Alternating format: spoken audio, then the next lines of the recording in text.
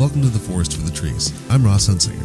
This week, David Heldreth and I talked to Joy Beckerman. She's the president of the Hemp Industries Association, the principal industrial hemp specialist at Hemp-Base International, and sits on the board of directors at NORML, the National Organization for the Reform of Marijuana Laws.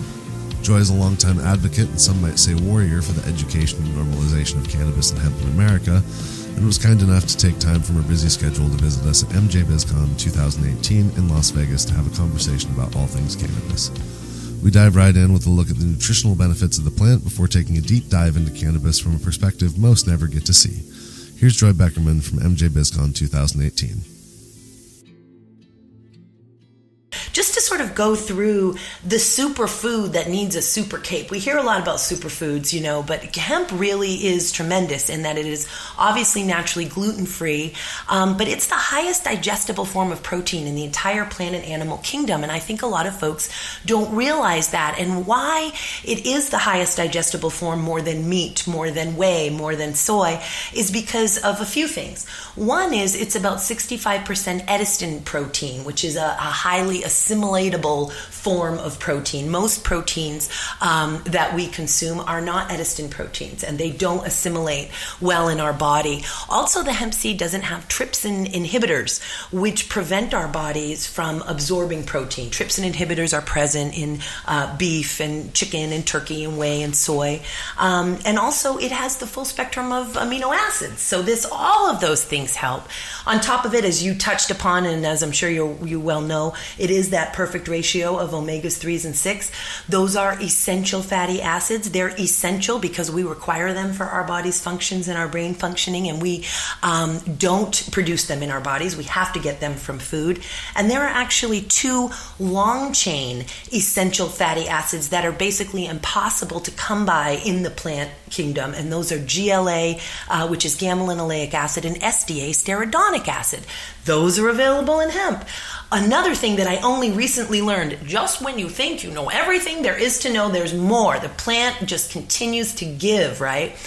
It is one of only 2 seeds and nuts on the planet, the other one being the raw pumpkin seed, that leaves an alkaline ash in the bloodstream, helping our bodies to create a more balanced pH. Only 2 seeds and nuts in the whole world do this. It's the hemp seed and the raw pumpkin seed. So, just amazing. It is a plant-based high form of protein with these essential fatty acids and this alkalinity. It's the magic food. Well, and even beyond that, a recent study out of Nigeria showed that the leaf actually exceeded the seed for protein content. They were examining it for use in fish feed. So once again, another species we could be feeding. Totally. And so that's only one paper, but I'm sure as this continues, we'll find more and more information like this. So it's just going to keep growing, as you said. Totally, keep growing. I love it. The puns never stop. On that, how do you? What are your feelings about? Broad normalization and wide use of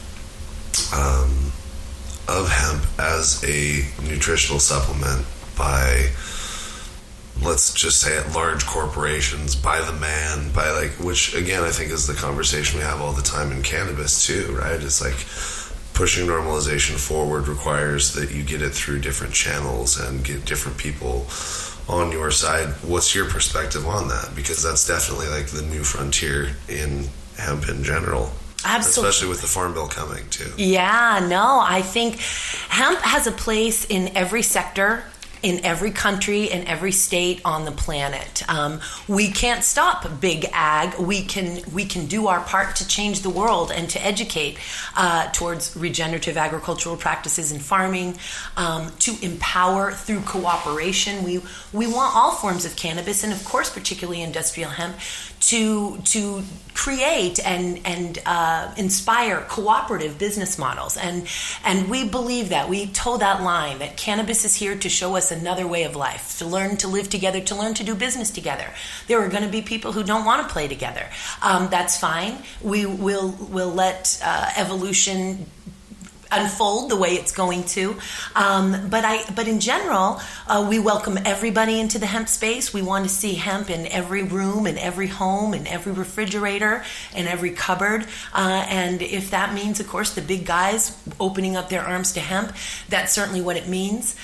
We certainly also want the small farmer and the cottage industry to make this a success. It's on the backs of the cottage industry that the entire hemp industries were developed. And so we, of course, are proponents to continue to protect them and watch special interests as regulation unfolds. And if we switch hats now for a moment for marijuana, and I use those terms, by the way, because hemp and marijuana are both cannabis. And side note, I, of course, embrace this beautiful sacred Spanish word marijuana, which there is a movement to sort of re-racist the word. And I reject the re-racisting of the word for these special interests between 1930 and 1937 to have used it nefariously will certainly not take away my ability to shout the word marijuana with pride from the rooftops. And we're frankly offending our Spanish-speaking brothers and sisters who are like, why are the hippies playing with the internet and now all of a sudden our beautiful marijuana is a bad word? But in any event,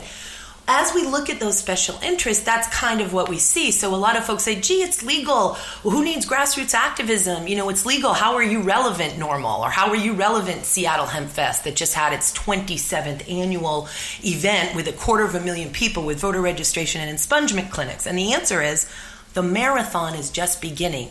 Every year is a new legislative session. Every year is a new rulemaking session. And if we are not the first line of defense to protect the little guy, the small farmer, the cottage industries, those special interests will come in. And we see certain states unfolding with these very limited licenses, and the criteria to get a license is you already have to be a bazillionaire and a gigantic landowner. This is not what cannabis is about. And so the people, and we are in a country where when the people lead, the leaders follow, need to learn to engage. And I say, if you need a purpose, let cannabis be that purpose. If you need a place to belong, join normal.org and come belong and make your voice heard, because we have got to engage in the process to protect from these larger interests. We need a fair playing field for everybody. It's always been about good stewardship, or at least a large portion of it, I feel like, in the originators of cannabis and hemp. And I think that now more than ever, the advocacy is needed. So totally, it's good to see people out there. Thank you for doing your part, for sure. Oh, no, my pleasure, my honor. That plant's got me working. May I ask simply, when you're speaking about some of these places that have some of these restrictive laws, could you perhaps be mentioning like Florida's rules with nurseries and things like that, or perhaps Washington State with the seed importation restrictions on the hemp side, and which just kind of restricts the farmers unless you have a lot of money to be ready for those types of situations? Yeah, and there are two different conversations, right? When we talk about marijuana with the licensing, Florida, horrible. Maryland, oh my God. Ohio would have been a disaster. It's not that much better now, but the very first year would have just been a disaster, and that was defeated, thank goodness. When we talk about the hemp side, you know, Washington, which I was very instrumental in with that legislative writing and the regulations, and that's an interesting case study because the Attorney General is not very pro-hemp in Washington. And we like to do things in partnership with state departments of ag and attorneys general. And so you get to a place when you're that engaged in the lawmaking and the rulemaking drafting process, and most folks aren't. So there's a lot of complaining that goes on after the fact. Folks who didn't engage, then they have an opinion after the fact, as opposed to being a part of that process. So didn't realize how difficult it was that the state of Washington already had its mind made up that it did not want to be able to extract from hemp. Now, who's going to want to grow hemp in a state where you can't extract and where there's no infrastructure to process any other part of the plant other than the flowering tops and the leaves, right? So we don't have infrastructure to process that long, strong stalk. And while we love that it's the strongest stalk in the world, after it's harvested and processed, it's quite a struggle or a challenge to harvest and process it. So that infrastructure didn't exist. There's now some seed pressing and dehulling infrastructure there, but again, the state of Washington decided that it didn't want any extraction, so we had to, acquiesce to that. Then you move on to things that you can have influence over. It also is the only state that has a cross-pollination barrier. Started out at 3 miles, then a senator a couple of years ago asked to increase that to 4 miles. We were just glad she didn't say 10 miles, but it's ridiculous in that it is the onus on the hemp farmer. The hemp farmer is not grandfathered in, so there's nothing fair about this cross-pollination law in Washington in that, let's say you've drained your home equity, your retirement account, and you've borrowed money from your aging parents to buy a 100-acre or, God forbid, a 2,000-acre hemp farm in Washington. And then while your hemp is growing after you've made this tremendous investment, a licensed 502 marijuana farmer decides to come in and start his farm within that 4 miles.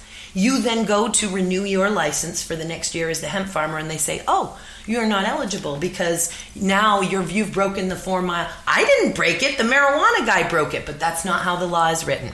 It's a tremendous problem. It actually happened to a Washington State University professor and cultivator who grows hemp and was doing a research study, and in year 1 of his trial he did it. In year 2 he went to go do it again, and he couldn't renew his license for that exact reason. A marijuana farm had moved in, so that public university land couldn't, or the land they were using for that facility couldn't be used for hemp for that very reason. And it's a university, so imagine what's happening to small farmers. Exactly, and the farmers that come to me and say, I would do anything, Joy, but I can't because I'm within the 4 miles. I can't grow on my land. I can't grow on my existing farm.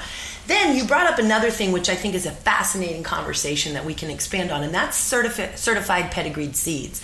So and having said that, there is tremendous benefit, so you're aware.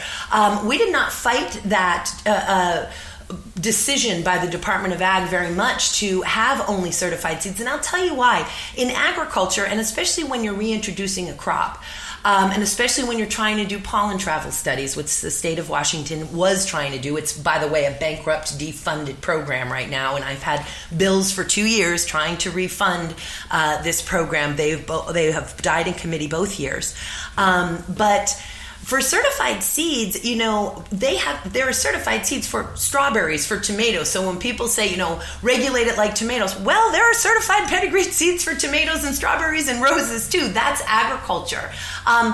Unfortunately, with states that don't have certified seed programs, and there's a tremendous benefit to that too. It's fascinating to watch the introduction of legalization unfold in these different states and how different states are welcoming genetics from across state lines. They're welcoming in clones. They're not saying certified seed only. Having said that, a lot of those, unfortunately, because they have not, pedigreed seeds mean they are unique, distinct, and stable varieties. So most of the hemp that is sown in developed countries, such as Canada, which is the world's leader, having regulated hemp since 1998 in bulk hemp food processing, most of the hemp that is grown and sown in the world is contracted for before the seeds are ever put into the ground. And it isn't because the end user manufacturer is willing to take a chance on the unique, distinct, and stable characteristics of that plant. They know exactly what variety it is. It's a stable breed, and it will have a certain nutritional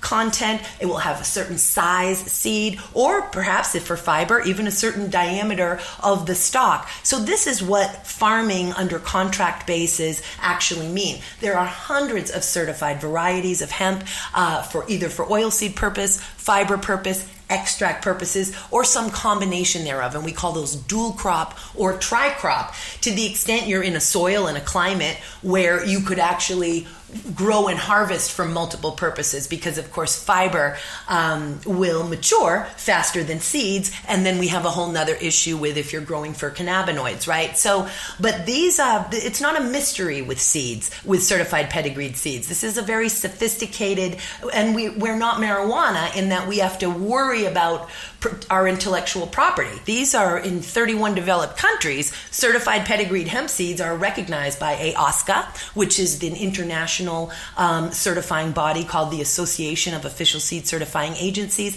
and the OECD, which is the Organization for Economic Cooperative Development. So what happens when we aren't using certified seeds, and believe me, we need to have that experiment, and we need to do that because we have, frankly, beautiful feral, people call them wild, but they're feral varieties of hemp all across this great nation, and we want to breed them back into unique, distinct, and stable varieties that test well below 0.3% THC. The cannabinoids are the most genetically heritable traits, and THC is the wiliest of them all. By feral, you just mean that they were once cultivated and domestically, and they escaped, and then are now being reintroduced because people are finding them. Yep, exactly. Feral. And we think some of our greatest hemp varieties ended up in Wisconsin, which was the last state to grow legal hemp since Prohibition. And they're growing it now again, but 1954 were those last legal fields. And some of our real finest breeds made their way to Wisconsin. But in these states where we're not using certified pedigreed seeds, and again, we need to go through this experiment, we need to do that. But unfortunately, these oftentimes, particularly for farmers growing cannabinoids, they are being really exploited by bad actors and by good actors who are well-intended, but unfortunately don't know what they're talking about. So they're selling seeds from anything from $1 to $3 a piece, and they're saying they're feminized, and meanwhile people spend tens of thousands of dollars on these feminized seeds, and then they're pulling males all summer long because it wasn't just female plants. And certainly this issue of testing hot. Fields, unfortunately, are being destroyed because they test above 0.3, and this is because they're being sold genetics that are not unique, distinct, and stable. And it's part of the revolution, and it's unfortunately unavoidable, but Washington wanted to avoid all of those problems. They wanted to be able and want to be able to study pollen travel so they can get actual data and combat this hysteria between the marijuana interests and the hemp interests. This hysteria over cross-pollination is a problem. And, you know, after 10,000 years, we're brothers and sisters, and people like to say cousins because they really like to distance hemp from marijuana. But let's face it, it's one plant. And I can't wait till one day we don't have all of this separate everything. And I realize that's part of the process now. But because of this cross-pollination concerns, these special interests actually get in, and marijuana, you know, fights with hemp a bit. A, because of that pollination issue, and B, because there is some animosity over hemp farmers and hemp extractors having less rules, so to speak, than marijuana processors for extracting cannabinoids. But why is that? That's because of the difference in the THC content. And again, I can't wait for all of it to change, because THC is in itself a safe cannabinoid, you know, but right now that isn't how it is perceived. Back to the seed certification in states allowing crossing state lines, you have issues like where in West Virginia, the U.S. attorney is now them working with the state suing to close a farm because they imported seeds, which are technically is against the state law. And so there's all these issues around, like you said, that, or people who have entire places where, like you said, there's I don't know if you touched on it, but you mentioned the feminized seed, but the real problem there is that if one's not and you don't pull the male, then entire valleys in Oregon, for example, have been pollinated. So those types of issues have drastic consequences for not just the farmer and who's having the issue, but everyone around them. Yes, and we'd like to see distance-wise when we say everyone around them, what does around them mean? That's the data that we're trying to. And in West Virginia, it was interesting. Those were seeds that crossed state lines. And oftentimes, the Department of Justice and the DEA, even itself, does not realize all of the bodies of law that affect it. And thank goodness it was brought to that DOJ's attention recently that the U.S. Consolidated Appropriations Act, which is our annual budget bills, they didn't even know this. It's just amazing. They start lawsuits and they're not even aware of this basic stuff, you guys. The idiocy and the ignorance is just amazing, in combination with the stubbornness and the bullying is untenable. But the U.S. Consolidated Appropriations Act, and this is where, especially if you're in the marijuana industry, you're aware of the protections there that says, hey, as long as that actor is acting in accordance with state law, the DOJ and the DEA cannot use funds to act against that actor. If for hemp, it's the same thing, but it's in an entirely different section in that it doesn't just apply to funds to the DOJ and the DEA. It applies to funds for all federal agencies. And it says that these agencies, no funds made available by this act may be used in contravention of Section 7606 of the 2013 Agricultural Act, which we know is the Farm Bill, the existing one, not the proposed, the one that will be passed, and believe me, it will be passed in the beginning of this year, if not before. But it also says, or to prohibit the transportation, processing, sale, or use or seeds of such plant within or outside of the state that it is grown. This is the law of the federal land. And the DEA is completely ignoring that in this lawsuit. So when we are saying, as long as it's Farm Bill compliant, and these farmers were absolutely acting within the licensed Farm Bill compliant agricultural pilot program through the Department of Agriculture in West Virginia, everything is compliant there. So while my heart aches that they're even having to deal with it, and to the extent these farmers have had to spend money on legal fees, my heart breaks further. And also, may this suit really put them back in their place and reveal their ignorance on this, because those farmers are protected by the law of the land, the federal government. Well, similarly with the farms in California right now, there was even the larger one, which is just such a mess. Like you said, the DEA just keeps getting involved.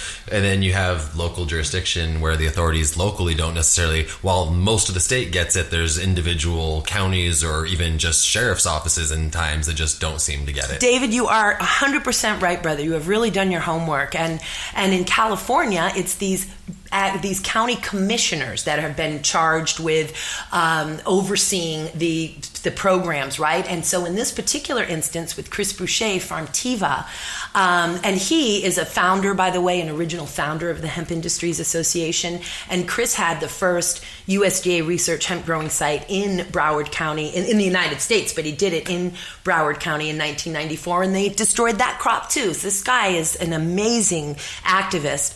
But in that respect, it was a county commissioner who took it upon himself, and by the way, in violation of the practices of that county, and of his own volition reached out and reported this to the Drug Enforcement Administration. The county commissioners aren't supposed to work like that at all. It goes through a proper channel before the federal government is contacted, and this one contacted the DEA of his own volition, which is just some and there are lots of other county commissioners who have chastised him for that, who wants to see the hemp program proceed. So you're right, we're fighting it on local, county, state, and federal levels, and this confusion, especially as concerns extracts, because of the marijuana extract final rule, which had been in a proposed state from 2011 and then was finalized in December of 2016. The HIA, which has sued the DEA 4 times, sued them over the marijuana extract rule, and it defines marijuana extract as one or more cannabinoids extracted from the genus cannabis. It doesn't differentiate above 0.3. It doesn't differentiate below 0.3. And again, it had been in this proposed state, this rule, from July 2011 until December of 2016, and completely ignored this intervening legislation that created a seismic shift in cannabis policy, and that was Section 7606 of the Farm Bill, which defined industrial hemp for the first time in U.S. history and distinguished it from marijuana, defining it as any part of the plant cannabis sativa L, and I have to say it again, comma, and any part of such plant, DEA, comma, whether growing or not, that does not contain greater than 0.3% THC on a dry weight basis. They ignored that definition, and they finalized that rule. And because of this conflating guidance, and I'm rabbit earing here for the listeners, which because I'm using that term so sarcastically, the guidance continually issued by the DEA to both federal and state authorities, we have a situation at the federal level where it's the feds versus the feds. So not only are we now combating local, county, state authorities and law enforcement of every agency, but on the federal level, we have the legislative branch fighting with the executive branch, meaning the legislators who draft this law, these federal heroes, which are the Mitch McConnells. I don't have much in common with him. As the U.S. Hemp Roundtable says, you may have 99 problems with Senator Mitch McConnell, but hemp ain't one. So Mitch McConnell and Rand Paul, Republicans from Kentucky, working across the country and the aisle with Senators Ron Wyden and Jeff Merkley, Democrats from Oregon, are heroes drafting this legislation. They are the legislative branch. They fight with the executive branch, the DEA,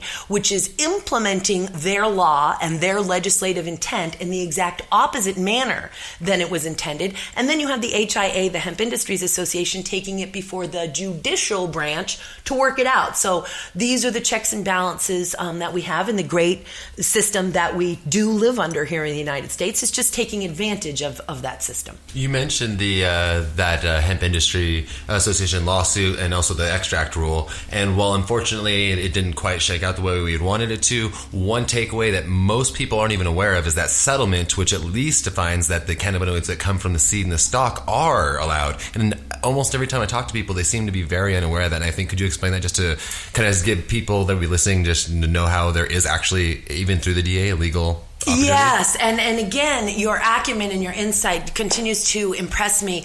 The settlement was from a continuation of our hemp food case, believe it or not. That's the fourth lawsuit. The third one is, and that's where we were able to, in that settlement, it required the DEA, and the quick background there, just so you're aware, and then we'll get into extract, because that was our food case, but that's the one where it says the mere presence of cannabinoids in a substance does not necessarily render it a controlled substance. And as it stands, of course, the stalk and the seed are not significant sources of cannabinoids, but that which adheres to the resin on the surface of the mature cannabis stalk and the surface of the seed of cannabis, that's a given. Now, in 2001, the DEA put forth some interim and interpretive rules that would have made pressed hemp seed oil and non-viable hemp seeds that are incapable of germination, that are meant for human consumption, to be Schedule I controlled substances. Now, keep in mind, we had just started to gain a little traction, right? In 1997, Dr. Bronner's started to put hemp seed oil into their formulations. We had Nutiva, Manitoba Harvest, starting to get hemp seeds on the shelves of grocery stores, and the DEA was not having that. So they put forth this ridiculous interpretive and interim rules, and the HIA again immediately went into action and took them to court in the Ninth Circuit along with these other plaintiffs, one of which was Dr. Bronner's. And just because it's an interesting side note, Dr. Bronner's is a DBA, then their corporate name is actually All One God Faith Inc. So it was like the Hemp Industries Association, All One God Faith Inc., Nutiva, Roots Hemp Foods versus the Drug Enforcement Administration. Dilute, okay. Totally, brother, totally. So All One God Faith Inc. And by the way, Dr. Bronner's, thank you, Dr. Bronner's has given over $1 million to the HIA and Vote Hemp over this last decade. We would not have gotten as far as we have without Dr. Bronner. So in any event, we sued them. We won twice because we had to, they came back. They wanted, to come back at us. So we had two orders, one in 2003 and one in 2004. And in that order, the short end of it is that the Ninth Circuit clearly said, yo, guys, the definition of marijuana is really clear here, and naturally occurring trace amounts of THC within the exempt parts of the plant, which are the mature stalks and the non-viable seeds, are totally not scheduled substances. And guess what? That press release from 2001 where the DEA says that they are Schedule I substances, they never took that press release down. So guess what started to happen? 2014, Farm Bill passes, Departments of Ag, then state legislation passes, and then Departments of Ag are starting to Google because they're not experts. They're learning like everybody else, and they're doing their darndest. Let me tell you, these state Departments of Ag, they really are heroes. They're starting at ground zero. There are all these complexities around hemp, so they're Googling, are hemp seed foods legal? We got to have a market for that. We got to help our farmers. And guess what? Their number one result would come up. The 2001 press release. So part of our settlement, and then what happened in 2016, I believe, is that a representative from the DEA went on national television and spouted that non-viable hemp seeds and hemp seed oil were Schedule I controlled substances. So again, Patrick Goggin, our amazing lawyer who's now with Hoban Law Group, but who was our lawyer through these initial cases in the early 2000s, went and filed a motion for order to show cause as to why the DEA should not be held in contempt for this court's prior order. And we got a settlement, and in that settlement, they finally had to take that damn 2001 press release down. It is down, you guys, as of May, and they put forth this directive that you so astutely mentioned, which says the mere presence of cannabinoids in a substance does not necessarily render it a controlled substance. In our marijuana extract case, which was also in the Ninth Circuit, and frankly, they were filed a month apart, so it's easy to confuse them. But they're two separate case numbers and they're two separate issues. One, again, dealing with the exempt parts of the plant. One dealing with the arguably exempt parts of the plant. And that's the marijuana extract case. An amazing thing happened, and you probably are aware of this, David, that 29 federal legislators, including Senators Rand Paul, Republican from Kentucky, and Senators Ron Wyden and Jeff Merkley, Democrats from Oregon, along with 26 congressmen and women, filed an amicus brief on our behalf in that case. And that's why when we say this was the legislative intent, I'm not making that up. I'm not blowing smoke. They swore under penalty of perjury in an amicus brief that they filed on our behalf to support our case with the Ninth Circuit. This was our legislative intent. And what we haven't discussed yet is that Section 7606 of the Farm Bill, under which most of these states are operating, which is called the Legitimacy of Industrial Hemp Research, it starts out with the glorious words, notwithstanding the Controlled Substances Act. And in that amicus brief, those legislators said, we contemplated conflict with the Controlled Substances Act. That's why we started it out by saying notwithstanding the Controlled Substances Act, and we meant not subject to. So everything that's happening in these Farm Bill compliant agricultural pilot programs, which, by the way, agricultural pilot program was the second of the two terms defined in Section 7606, and it's defined as to study the growth, cultivation, or marketing of industrial hemp. And then, of course, it went on to define industrial hemp. Those are not subject to the Controlled Substances Act. That includes cannabinoids. It includes any part of the plant. And these 29 federal legislators, in a 30-page, very impassioned, very articulate brief, spelled that out for the Ninth Circuit and lambasted the DEA, which they said in their brief is implementing their legislative intent in the exact opposite manner than it was intended, that they are overreaching the authority and that they are abusing those authority. They use the word abuse, they use the word overreach, and they make it very clear.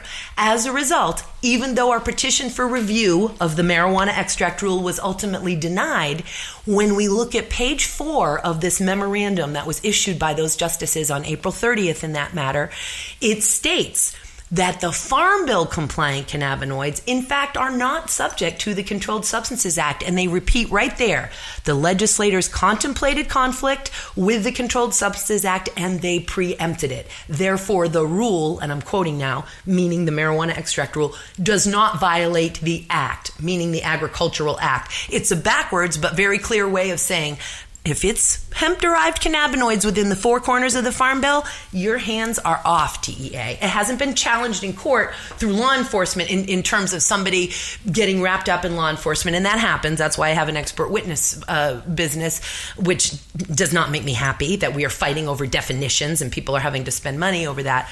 But when someone does get caught up in law enforcement, that's going to be, exhibit of all the other exhibits will be that page 4 of that memorandum that says, if this was Farm Bill compliant DEA, you do not have authority over it.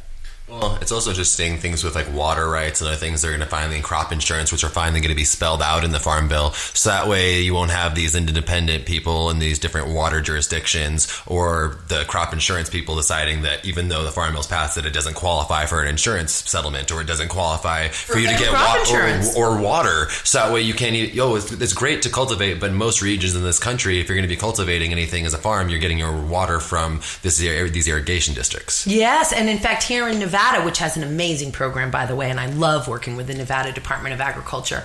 The largest licensed farmer this year, Joe Frey of Western States Hemp, he got such a letter saying you can't use water. He ignored it. He used the water anyway. He's proud to announce it I just was on a panel with him at the Urban Expo on Sunday, but he got such a letter. And that's one of the great things about the expansion of the Farm Bill, which really...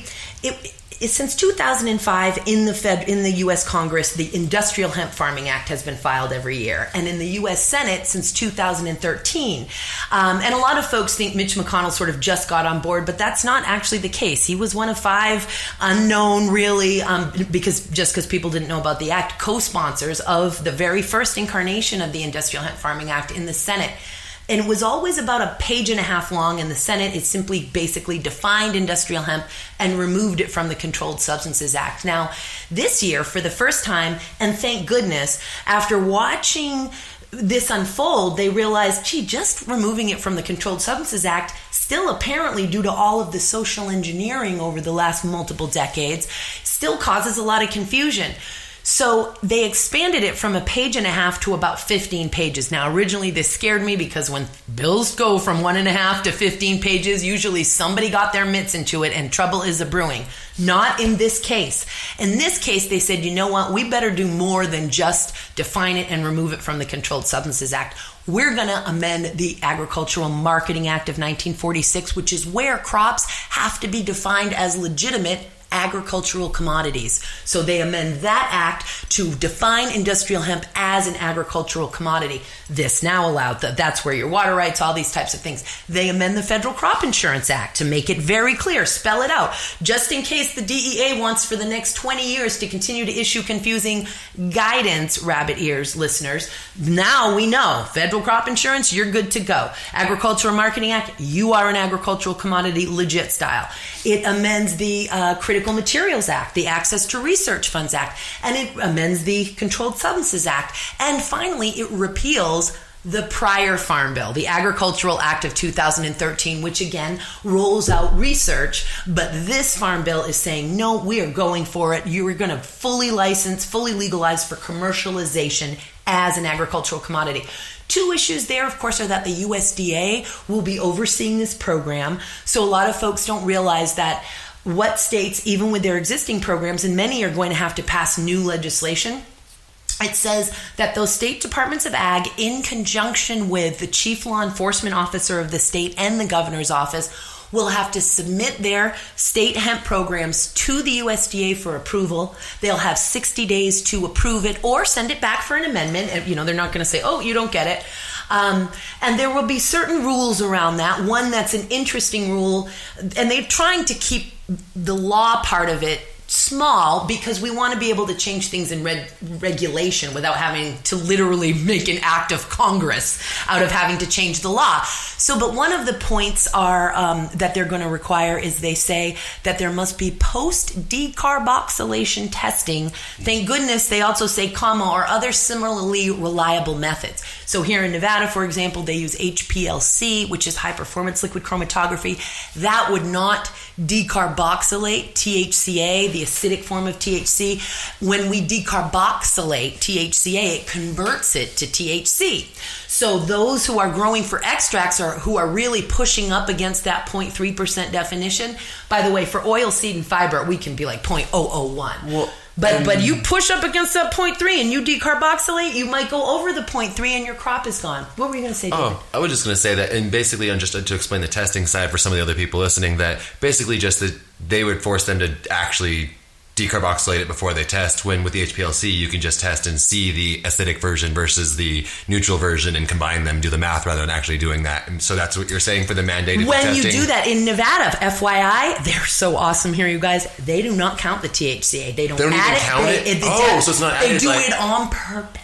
Oh, okay. So that's why I thought it might be that they just because their testing can pick up both without it. They totally could, but they don't quantify it.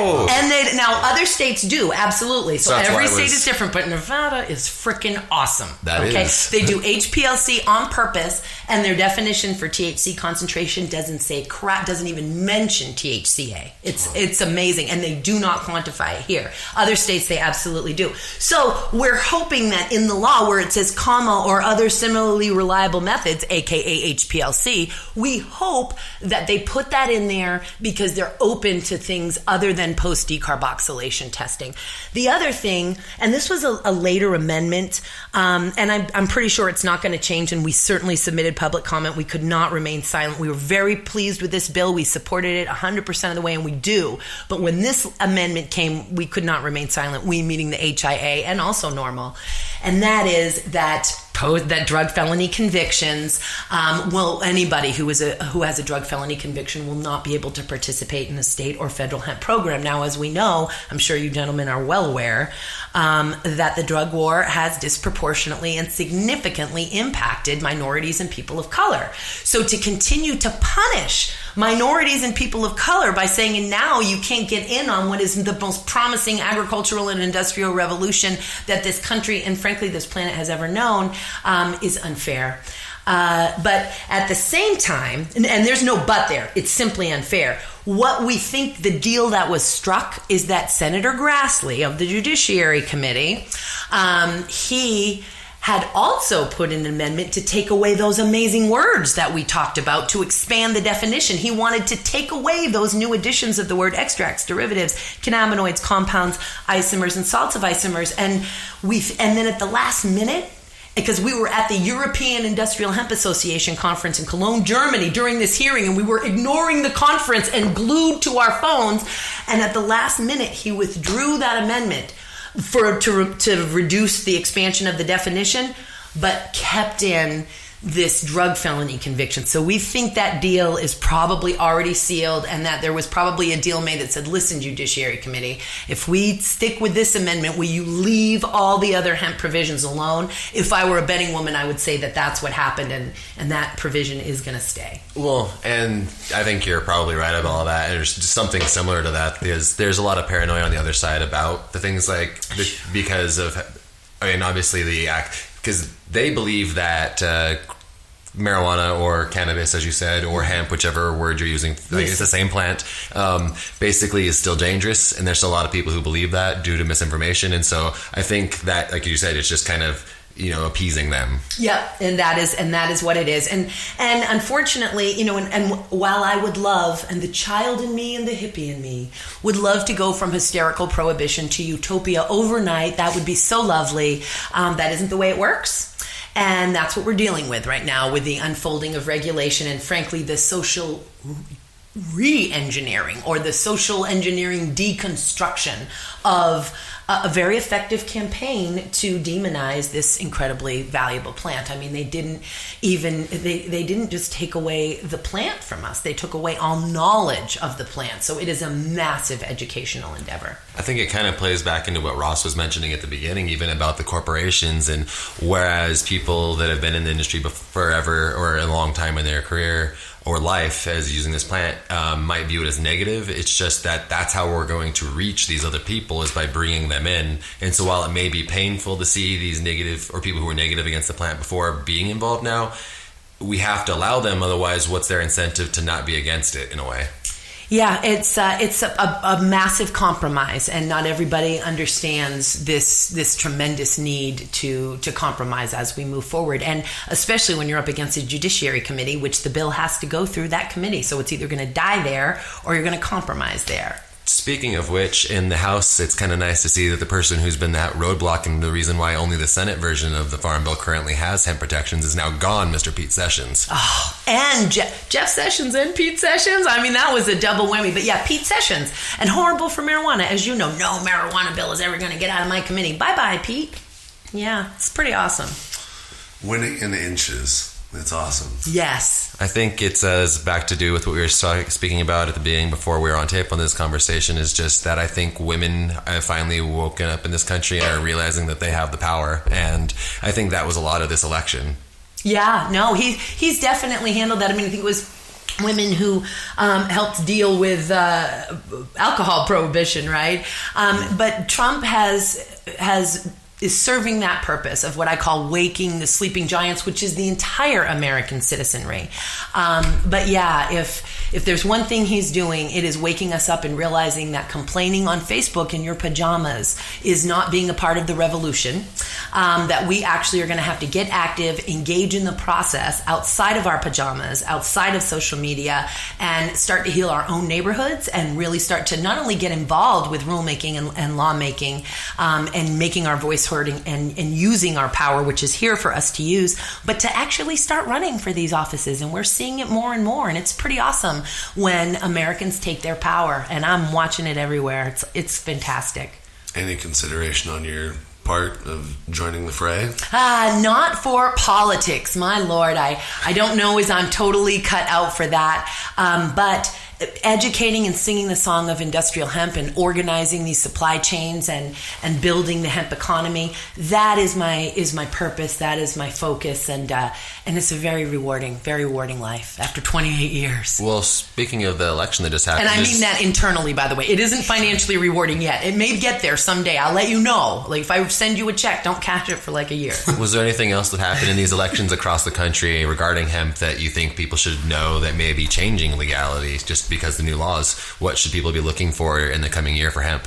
Yeah, I know that the Farm Bill is going to pass again because provisions completely separate from hemp, which are these programs that farmers depend on, which expire every 5 years. The agricultural acts or farm bills are 5-year bills.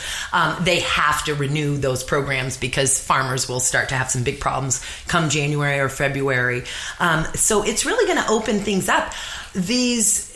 For most part, this election has been wonderful for hemp. Many hemp and marijuana supporters, frankly, all forms of cannabis were elected.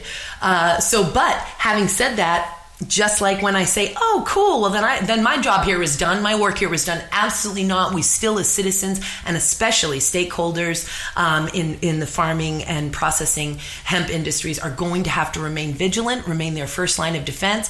And one great thing that we like to do right now is congratulate those people who have won and make your presence known now. Hi, I'm so-and-so from the Hemp Industries Association, or I'm so-and-so from the Nevada Hemp Farm Co-op, and we wanted to congratulate you on your win and make myself available to you. And this is really making ourselves known, and this is just how it is. Writing checks to these legislators to the extent your tax status allows you to do that. That is how politics work, guys. A handwritten letter and a check is about the greatest thing that a legislator on a state level or a federal level can receive, as long as, of course, they're within the confines and the bounds of that state in terms of donations, campaign donations, as it were. Clearly, ever-shifting cultural landscape that we're navigating, it's nice to have a Sherpa out there. Thank you from me to you and everybody else in the scene. And again, thank you for taking the time to sit here and talk with us about everything that you have. It's been wonderful. Ross and David, thank you for the incredible work that you do. You have got a star here in David. There are some reporters that I love speaking to because I don't have to over-explain everything, and you got a guy here with a tremendous foundation, so thank you. From behalf of the Hemp Industries Association, thank you for your investment in all of these complexities, brother, and for getting the word out here, Ross. Awesome. And you do such a great job with True Terpenes. I am such an advocate of True Terpenes. It's a fun place to be. I like what we do, for sure. Oh, it's awesome. You work with wonderful people. What a great group. And thank you for having me on the show. My pleasure.